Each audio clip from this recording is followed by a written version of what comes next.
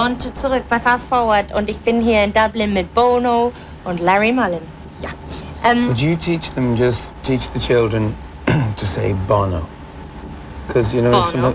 Bono. Because in Germany everybody says Bono.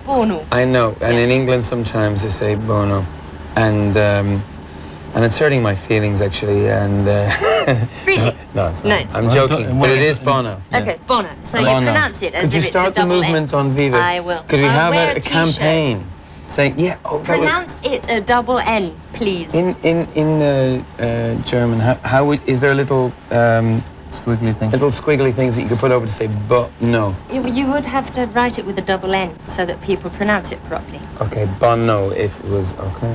Yeah. In Italy, people say Bono. Bono. Yeah, they say Carlotta. It's nice. That's nice. It's nice, isn't it? Yeah, much better.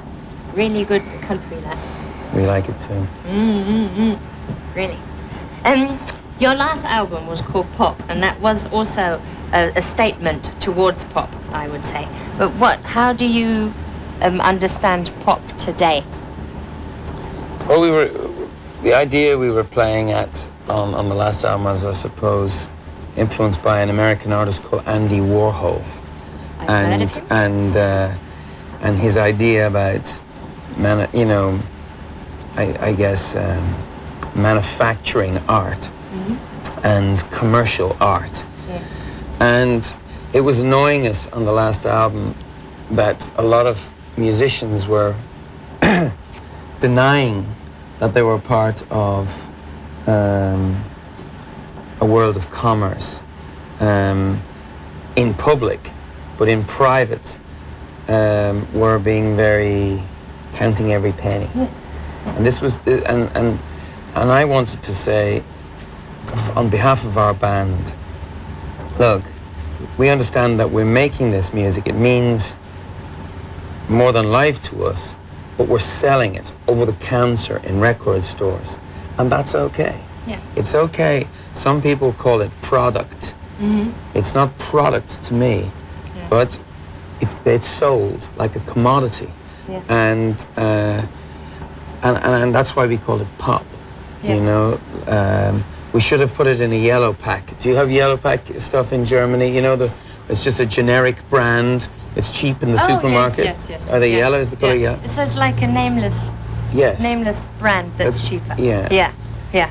But we didn't mean it pop in the sense of, you know, pop melodies. But probably on this album, we do, because I think there's a lot of soul and pop influences as well as you know, rock and roll. Though Kurt Cobain described Nirvana as a pop group, and I thought that was great.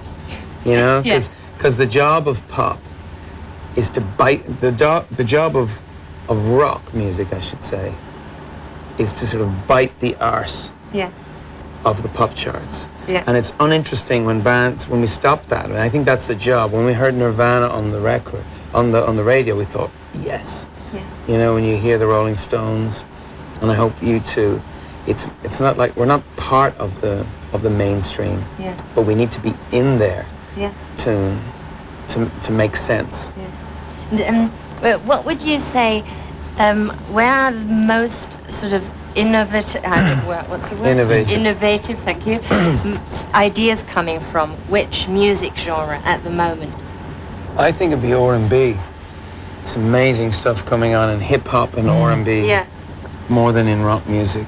But I'll tell you, rock music can do things that they can't. Yeah. You know, there's a sense when a band gets liftoff, when those engines kind of, when the roar, and there's a kind of transcendence and a certain feeling when a rock band steps on the fuzz pedal and the drummer crashes in and the singer sort of throws up on you. Yeah.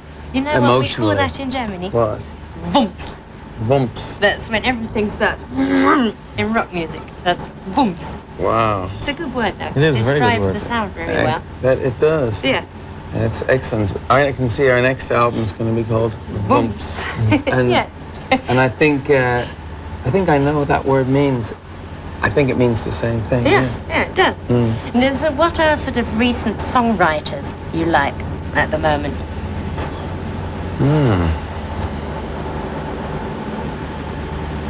Recent songwriters. I'm not hearing a lot of, apart from in the pop world, and you never know who writes these songs. Yeah, I heard that. That's true. Who writes? I think it's Kellis. You know, I think she's something else. Yeah. I think she writes. Yeah. Lauryn Hill, Wycliffe Jean. These are people that get me going. The new Teenage Fan Club album. Yeah. That's really something. What about you, Larry? I really like the Sonic album. Yeah. I just think really good. There's actually some really good sound production and some good songwriting. Another album I've been listening to, and I'm not sure about it, is the what are they called? That single called Yellow. It's called Coldplay. Coldplay, yeah. Those are, yeah. I really like that album. They're brilliant. Yeah, and I like the fact that it's sort of down and really it's not what's going on right now. Yeah. It's sort of a bit It left field. sounds very old-fashioned, Yeah. doesn't it? I think it's like sort of the early Travis things. But it's very beautiful. It's very beautifully put together. Very. And it's hard to find beauty now. A beauty that isn't got a ribbon around it and sort of stinks of some cheap perfume. That says beauty on it. But actually, yes, that's right. Yeah. Exactly. And I think they might have that. Yeah. I also think the Eminem album is just such an amazing record. No matter what you think of the lyrics or the attitude, He's whatever. got massive problems at the moment. Well, in Germany, really, or just in general? Sort of in America, I would say, Right. sort of gay and lesbian organizations demonstrating against, sort of boycotting his record.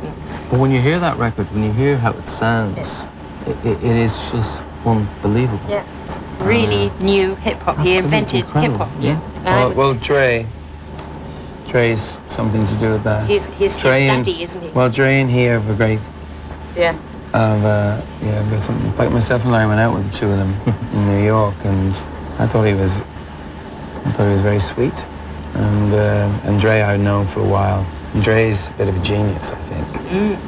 Yeah, he is. And one thing I read, this is a nasty thing, because hackers somehow got hold to songs you didn't want to release on your website. Is this true? Or no? It's not? I don't know.